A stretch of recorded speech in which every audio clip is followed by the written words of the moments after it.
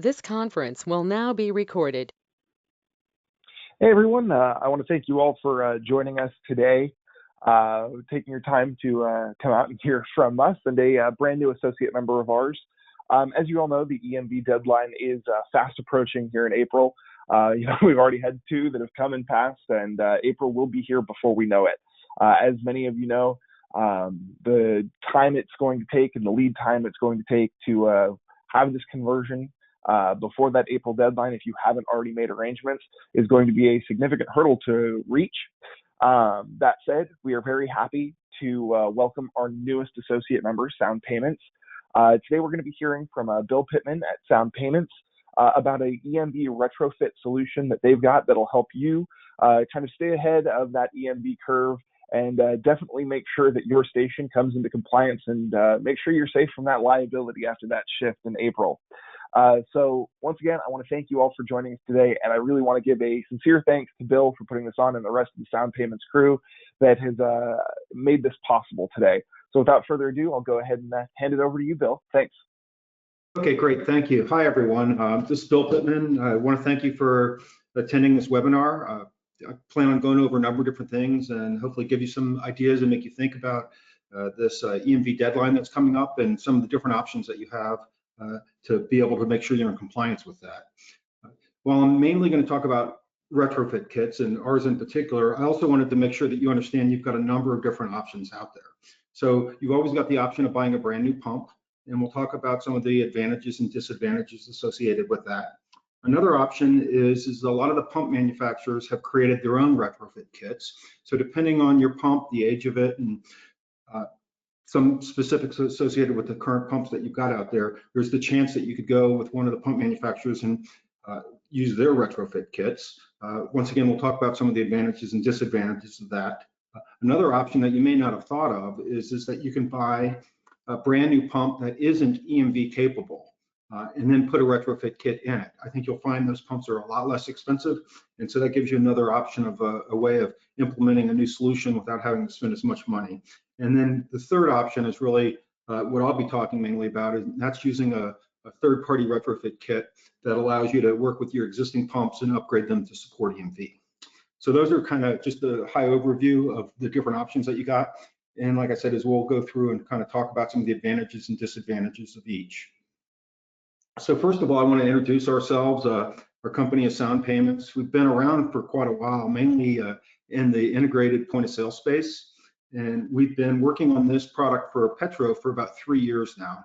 But we saw the deadline coming up. We saw the deadline that happened with retail as they migrated over to EMV. So we thought it'd be a good opportunity for us to deliver a kind of unique, innovative product to the Petro market. And so we've been selling this product for about a year now. We've got our headquarters is in Jacksonville, Florida. We've got an office that I'm pretty much the general manager of that's down in Clearwater, Florida. We've hired a lot of experienced people, and so we've been selling now for a while, and we're ready to get as many of you familiar with our product as possible. So appreciate you attending the seminar. That's what it's all. This webinar. That's what it's all about. So we talked a little bit. I think most of you are familiar with this deadline, this mandate that's coming up. And it's been moved back a couple of times, as was mentioned. I don't think it's going to get moved back again. Everybody I talked to sounds like they're pretty firm about this date. They were firm about the date before, but the virus kind of came along, and so that created an issue that they thought it was best. That combined with the fact that, as you know, upgrading EMV at a gas station is much more complicated than just putting a terminal at a retail location. So there's a lot of moving pieces that have to happen. So with that, I went through the whole EMV upgrade cycle for retail. What ended up happening there was a lot of people didn't think they needed to upgrade their systems to support EMV. So they kind of put it off. They didn't want to spend the money and buy new terminals, that kind of stuff. Totally understandable. But then what happened was a lot of the fraudsters out there realized who had upgraded and who hadn't upgraded their equipment. And then they started targeting those people that had not upgraded their equipment. So people that normally wouldn't have many chargebacks or hadn't had many chargebacks all of a sudden started getting them. And what the mandate does is it shifts that liability of a chargeback to the retailer, to the station owner. And so that even if you've got a signature, you've got anything you want associated with it, if the card is an EMV capable card and the device that takes payment isn't EMV capable, you're going to lose that chargeback, and also now you're going to be liable for that. The station owner will be. So you need to take this pretty seriously, because fuel can be quite expensive, and the margins are low to begin with. And then if you start getting a bunch of chargebacks, it could really put the financial situation under real stress there. So, and then what will happen if you're not careful, if you don't plan ahead, is everybody will then try to start upgrading at the last minute or right afterwards, and you'll have a hard time getting installers, getting equipment, et cetera, getting all the things that you need to. So that can end up delaying your implementation as well. So the sooner that you start thinking about this, picking your solutions and start implementing it, the better off you're going to be. So some of the things to consider when you're looking at this is, number one is the cost, whether the different solutions that are out there will work with the pumps that you have, whether it's going to support EMV, magstripe, contactless, all the new things that payment devices need today. So you also need to make sure that it's a simple solution as possible to implement. If you don't have to tear up your station and shut your station down, that's great. One of the nice things about retrofit kits is you can kind of go from pump to pump and upgrade them. You can try it out in one pump first, make sure everything works and that you're happy with it, and then do the rest of your station, and then do the rest of all the other stations you may have. You need to make sure it's a secure solution. One of the things that we've done is we've implemented something called semi-integration. So the device that actually goes in the pump itself is an actual payment terminal. And so to talk to it, all you've got to do is basically tell it the amount or tell it to do a transaction, and away it goes. It doesn't have to have the data, the cardholder data, flow through the whole system. So security and PCI and all that stuff is something that you need to take in consideration as well as you're choosing your solution. And the other advantage to this semi-integration, where you've actually got a payment terminal living in the pump, is that it is the piece that's certified. So it's the piece that goes directly to the payment processor and gets the certification, so that if you change your forecourt, you change your payment app, you change anything else behind the scenes that normally would impact that, doesn't get impacted with this approach, because it's the device itself that's going to the payment processors. There's no other real components in the middle that are facilitating the transaction. So that's another thing to think about is the certifications with the devices. All right, so let's talk a little bit about how people do transactions today. Is the device typically and historically has been at the pump is really an input device. So it gets the cardholder data, it sends it off to something like the forecourt controller, which has the payment app on it, which will then talk to the payment processor. So you've got data now flowing from the pump to the forecourt to the processor, and that data could be compromised somewhere along those lines if it's not encrypted at the point of when it's entered. And so you need to think about that, because that puts your station at risk, in that if there's a compromise, then you could be liable for that as well. So that how the cardholder data flows through your system is something that you need to talk to your vendors about and make sure you completely understand it and you understand what your exposure is. Okay, so what we've done that's kind of unique and different is as I mentioned, is we put the device that's in the pump is a payment terminal of itself. So payment terminals are, first of all, they have to be PCI certified, that if anybody tampers with them, they brick and stop working. So our device is because it is a payment terminal, that's the way it works. So that if anybody ever tries to compromise the device itself, it'll stop working. Just like your payment terminal that lives in the station. The other thing is since we're going directly to the payment processor, we're getting encrypted at the time that you enter the cardholder data. So we do something called end-to-end encryption, meaning that we've got a key that's injected into the device that's in sync with the payment processor. So the minute that the cardholder data is read, it's encrypted. So it's useless to anybody if they ever did even get a chance to get a hold of it. And then it flows in an encrypted state all the way to the payment processor. And then the payment processor has the keys to decrypt it. And then that's the only place that really the cardholder data is ever there at the payment processor's place, because they need that data to process the transaction. So that's one of the things that we do that's unique, is that it's a payment it's a payment device that's in the pump and then it goes directly to the payment processor in encrypted state. It's PCI certified, so it can't be tampered with. And then what we do is once we get the authorization, we then talk to a product that we call the bridge, and that's that A80 device. We put it on another payment terminal, and it then talks to the different forecourt controllers that are out there. So that way we can work with existing pumps and work with existing forecourt controllers. And that device, one of the reasons why we stuck it on a payment terminal is it gives you some backup capabilities, but it also, we use something called a terminal management system. And that is what all the payment devices use today as their way of kind of upgrading and maintaining the devices, because payments are dynamic and they're constantly changing. So by having both of those devices made by the same manufacturer, you can go to one terminal management system and maintain those devices. You can upgrade them, you can do anything, you can reconfigure them, you can do different things like that with those devices in that terminal management system. So that gives you one access point to be able to control those devices. So that's kind of our solution and how it's different than other solutions, in that we're using a payment terminal going directly to the payment processor, and then we're using this third-party component to then talk to the different forecourt controllers. This gives us the ability now to work with most of the pumps that are out there already, as well as different forecourt controllers, and then we're certified with the payment processor, so we give you a complete end-to-end solution. So the important things to consider here is, once again, the piece of card holder information, making sure that data is secure, make sure that you've got the EMV requirements that you need for the certifications, make sure that you've got reporting. We've also got a portal that where you can log into and get reports, so you can see how one station's doing, how multiple stations are doing, change prices, do different things like that with the portal. So the ability to have that information available. We've also got APIs for all these different components, so that if you want to integrate into a station point of sale system, you can do that. You can integrate into different applications that like.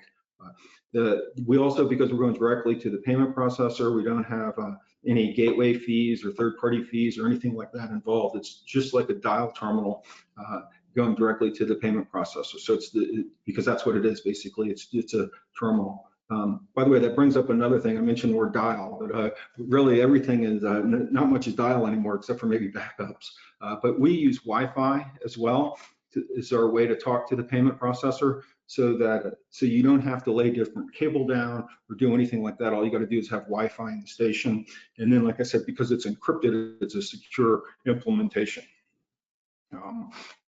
Also, when you're considering upgrading your systems, you need to think about the future too. So since you're having to make this decision now, let's think about what other things you might want to do with the system down the road. And so the ability to have a powerful, really, computer sitting there in your pump gives you the ability to, down the road, add additional features and functionality to it.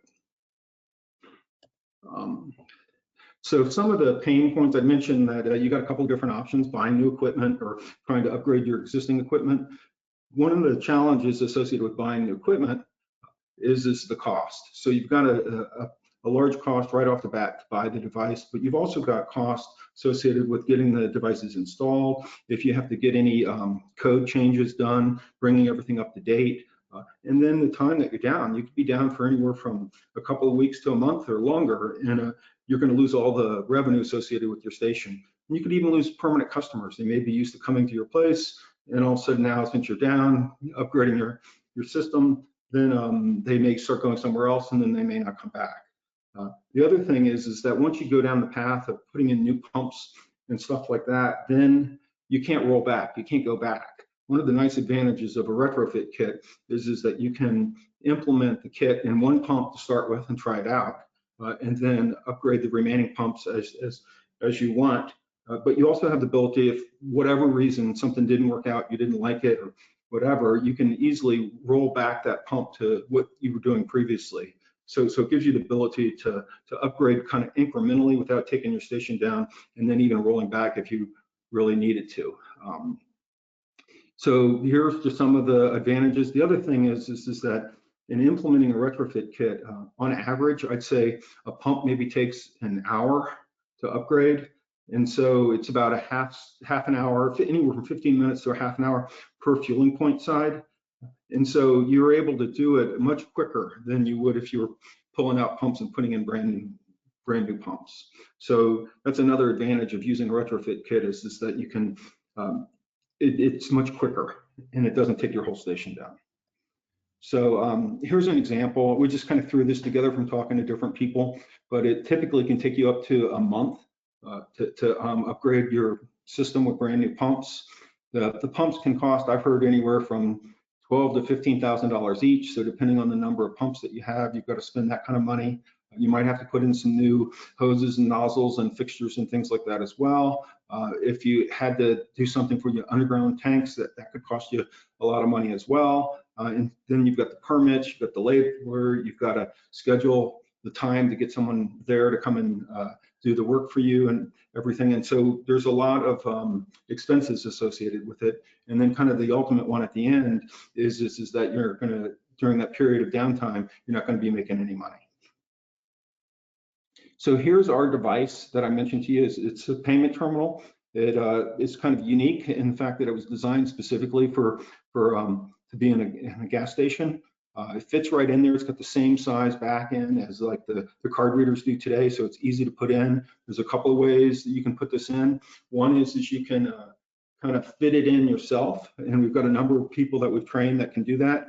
We've also got these kits where you can basically replace a door, and it already comes with the device itself inserted in there. If you want a printer, you can have a printer associated with that, and then you're just really replacing the whole door and putting it in. And I'll show you some pictures here in a second of some stuff that we've done in the past, and you can see how it works and how it fits in there. But here's the device and its capabilities. It's all meets all the certifications. It's been designed specifically to be outside, so it has the different temperature requirements that it meets. It's got the different certifications that it needs.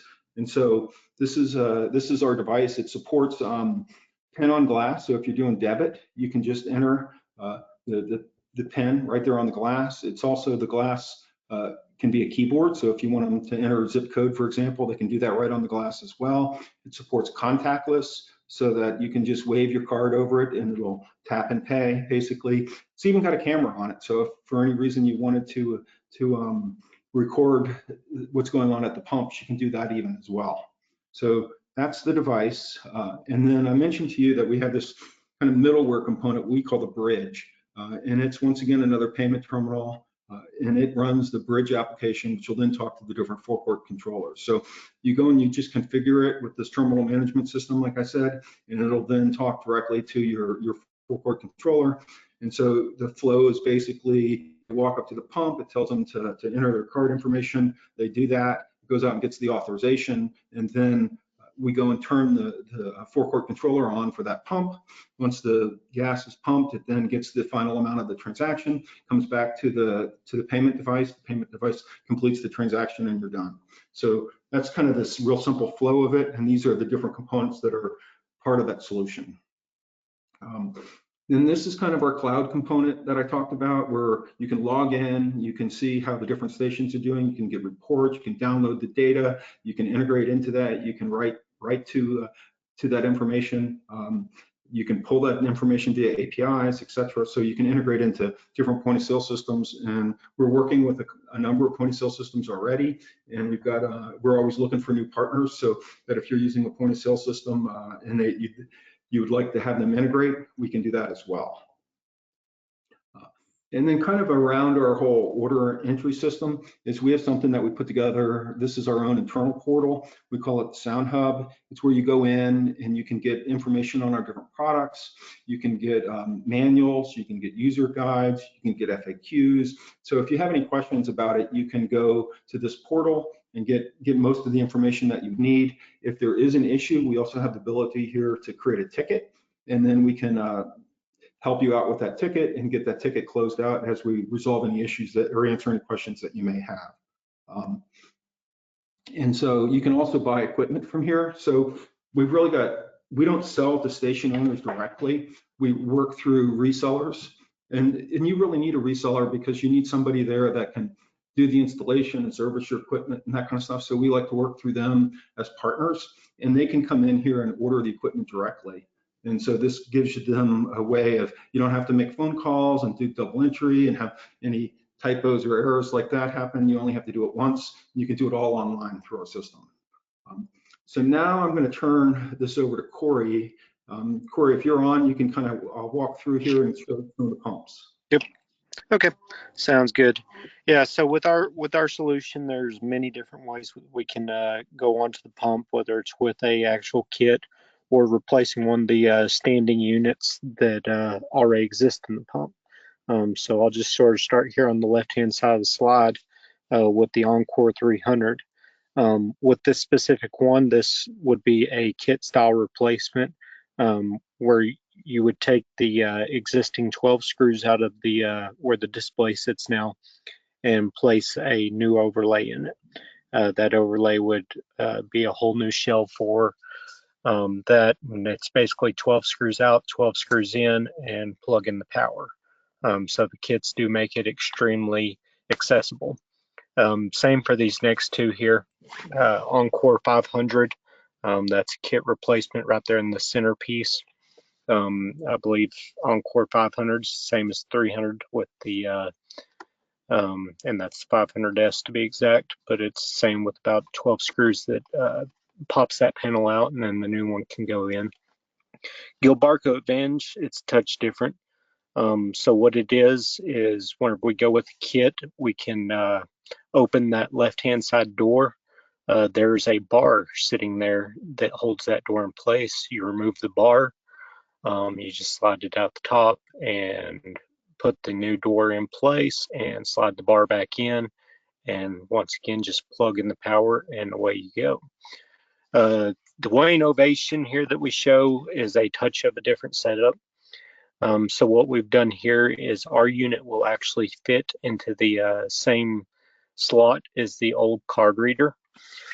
So we just remove the old card reader, plug our unit in, and fasten it down to that slot.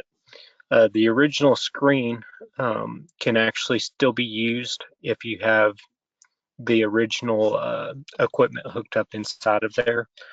So any DCR connections that are back in there, it can actually still control the screen. And some of our slides coming up, you'll see that a customer chose to leave the original display in place and he did the advertisement from it. So we'll show that to you here in a minute. The Wayne Vista is a tricky little pump. We do not have a kit on it because there is no pieces that really pop out smoothly on those guys.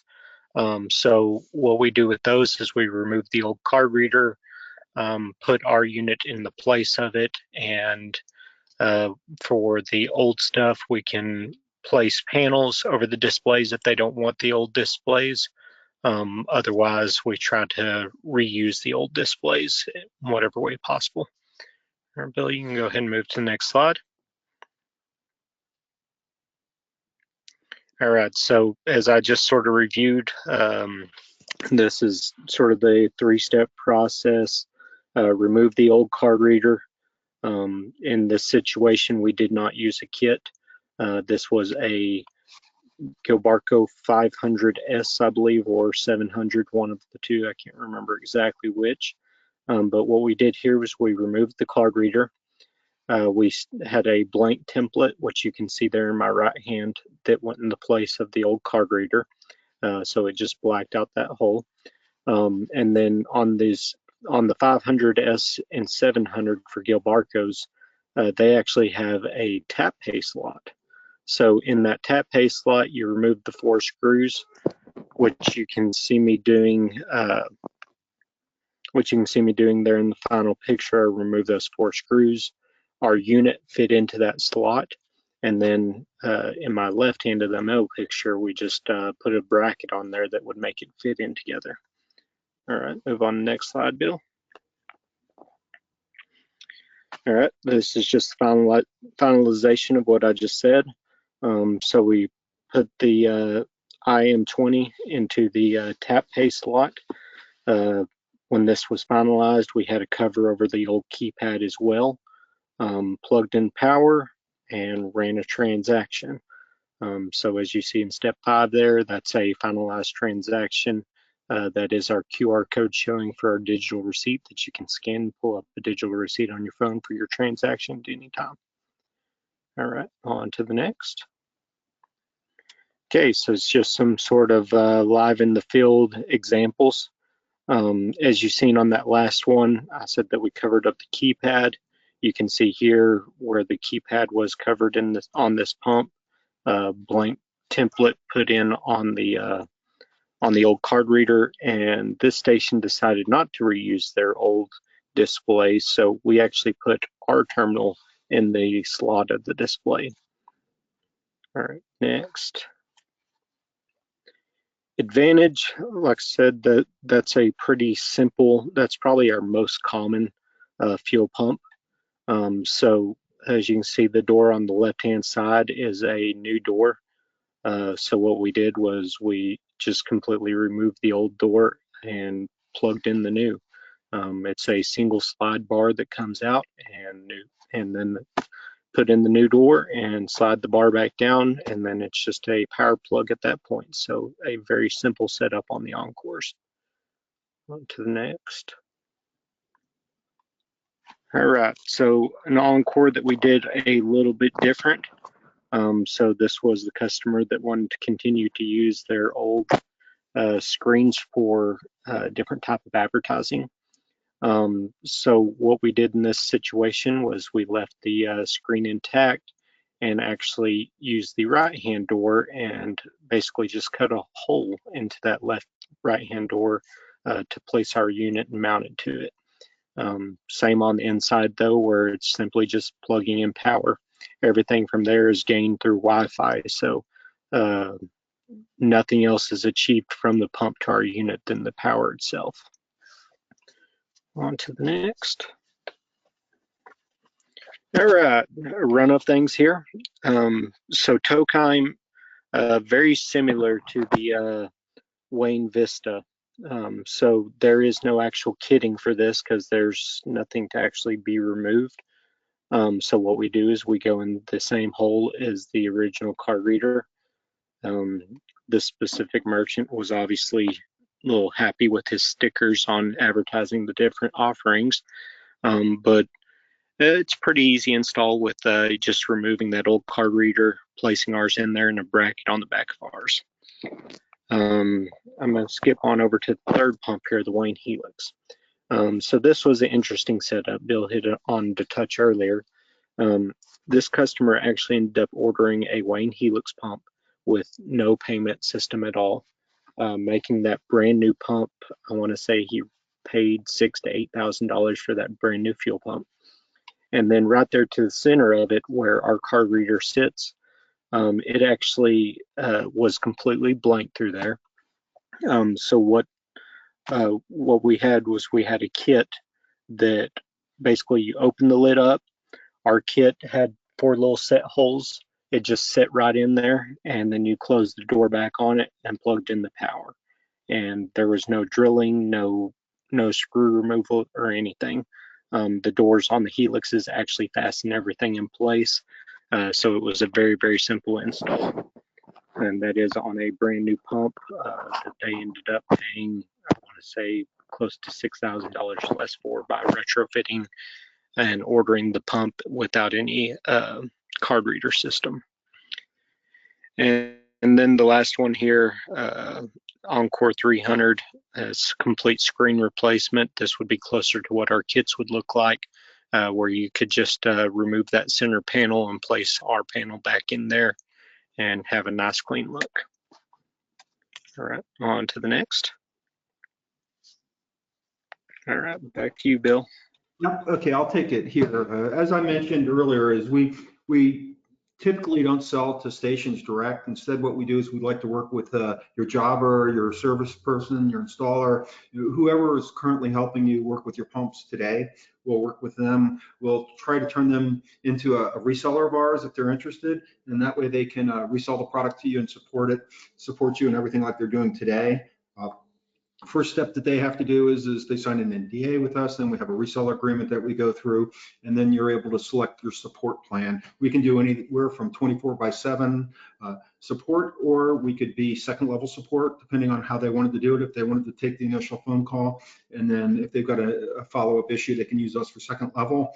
And so there's a couple of different options for them. And then we were able to get an exclusive on this product.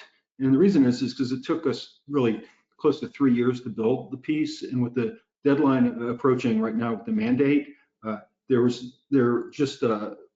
it made sense for the manufacturer to work with us directly and to put the solution together so that we can meet the timelines for the mandate. And so if this solution looks attractive to you, either if you're a reseller yourself, contact us. If you're a station owner and you want to find out more information, get more pricing type of information, that kind of stuff, come to us. We'll find a reseller that's near you and be able to set you up and put you two in contact with each other. So we've got a couple of different ways that we can work with everybody, and we're just here to offer a viable third-party option. And kind of, we looked at this industry and it's almost like a duopoly. So we appreciate your attending the seminar and then looking at third-party options because it ultimately creates competition, and competition is going to do nothing but make things better for you in the long run. So that's pretty much it. I guess it's just questions now. And if anybody's watching the chat, there has been a couple of questions in the chat that I've been answering throughout this as well. Okay, did you want to answer them for if they apply to other people? Yeah, so we can, one of the questions thrown out there was with oil companies, if this is supported by them. And there are a few that we are in the certification process, but none in current production. He asked particularly which brands. So we are currently in field beta with Liberty Oil, Clark Oil, and Valero. And we are working in lab with Phillips right now to get this. Next question up was, do these upgrades work with PCI? And yes, we are completely PCI compliant. That is part of our certification on our units. So our units are self-contained PCI. So it actually moves your fuel pump outside of that PCI realm and puts all the liability on our units themselves. Since they do take care of encryption themselves and go direct through Wi-Fi. There is no card data that's shared outside of our units themselves. It's all self-contained. So all PCI just completely relies on our units and moves your pump outside of that realm. Now, we also have third-party point of sale partners we work with as well that use our same card technology. So if you work with one of our partner point of sales, you can actually move your whole station where PCI compliance only falls on the card readers themselves, and your network is no longer within the compliance realm. Yes, we do work with PCS. PCS is one of our partners. If you, as a matter of fact, I work with a local rep out there in California. His name is Wade. That's with PCS that we've done quite a few installs with.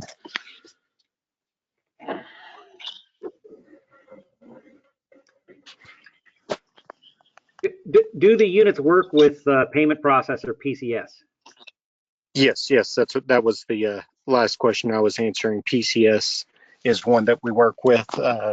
We've worked with the local rep out there in California quite a bit and done a few different installs out there in California with PCS. Okay, and what are the costs per position? So it can vary depending on your setup and what all features you want, but typically I give a roundabout number of you'll be less than $1,000 per position. Well, you probably have a pretty big audience if it integrated with a Chevron site or a Shell site or even Valero. Typically we, as a jobber, we have some unbranded sites, but we're mostly branded. Right. Yeah. We've had conversations around with Chevron. Chevron's a little more on the difficult side as far as processing. I used to work for Wayne Fueling, and we had a big contract with Chevron, and they're very intense on their processing stuff and all the features they want added in there. So that's not one that we've pursued heavily, just for the factor of time. But Valero is one. As I said in the chat, Philips, which is Philips 66, Conoco, and 76, those three brands. We're currently in lab with them, trying to get a certification with them.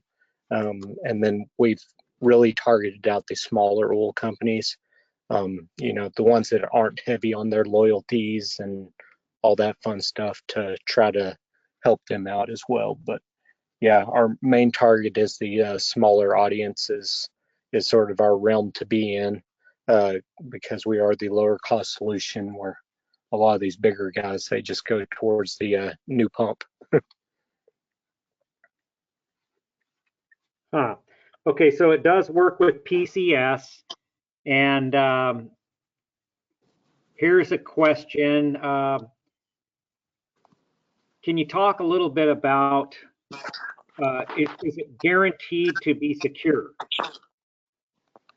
Yes, we are guaranteed to be secure. Like I said, our device itself, all PCI relies on our device.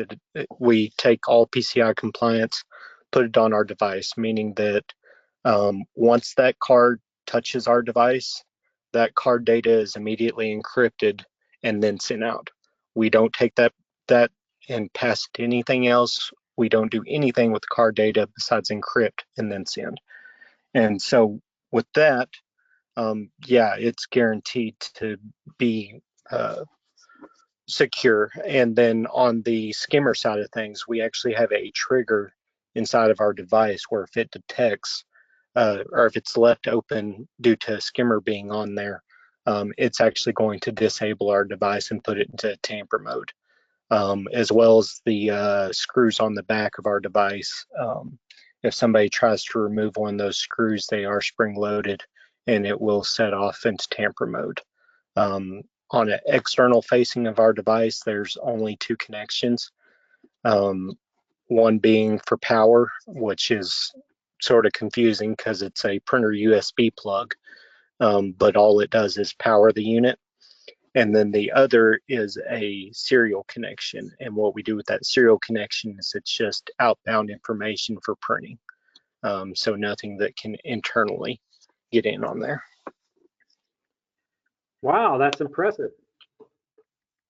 And then another question I see, anything in works with Sinclair? Yes, we are in lab with Sinclair. We are looking at aligning a beta station currently with them. Once we get through that beta station, I believe we're going to be doing that in Salt Lake City, Utah, because they wanted to keep it close to their headquarters. But once we get past that beta station, we will be in production with Sinclair as well.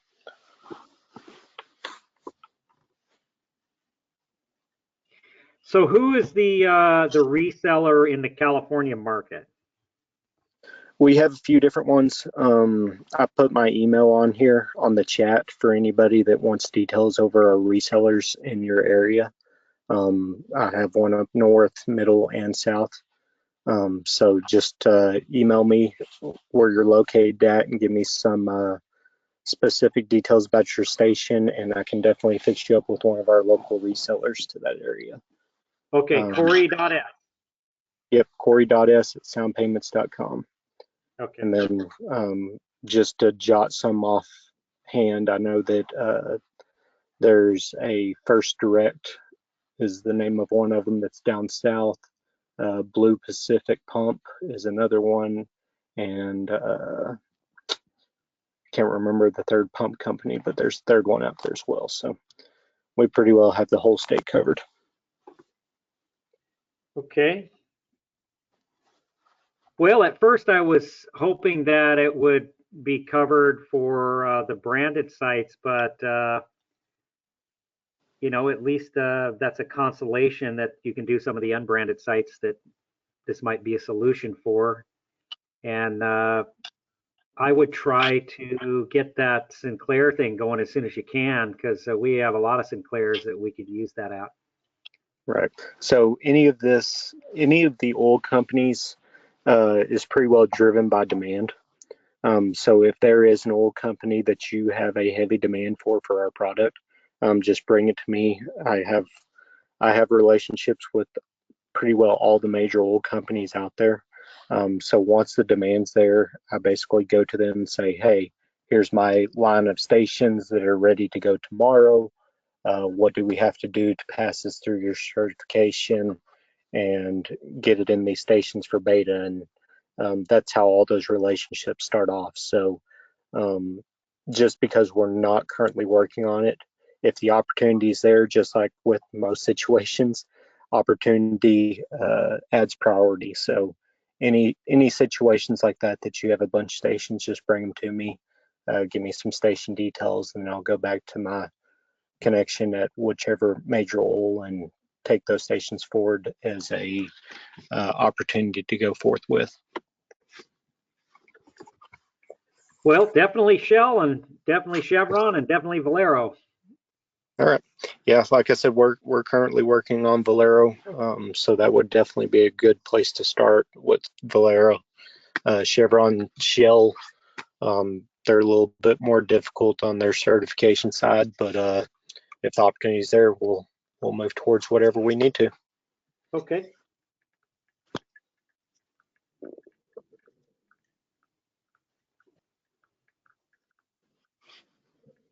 All right. Any more questions? All right, Bill, would you like to close this out? Well, just wanted to thank everybody for joining. Hopefully we gave you some education and you learned a few things that you might not have thought about before, and you understand all the different options that you have out there now. And if there's a situation where we can help you out, please let us know. We'd love to work with you. So thank you. Absolutely, and thank you very much, Bill and Corey. We really appreciate you guys taking the time to present this to us today. As you all see right there, there's a bit of information for them there on the left. Corey also included his email there in the chat for any of you that might be interested. As well, I am also more than happy to help any of you that might be on today or listening to this as a recording in the future. Just shoot me an email and I would be more than happy to get you in contact with our partners over here at Sound Payments. But if that's it for today, then thank you very much, Bill and Corey. Once again, truly could not have done this without you guys today, and really appreciate your time. Oh, thank you. Thanks, everyone. Thanks so much. Thank you. And thank you all for joining us today and the attendees. So we hope to see you on our next webinar. You got it.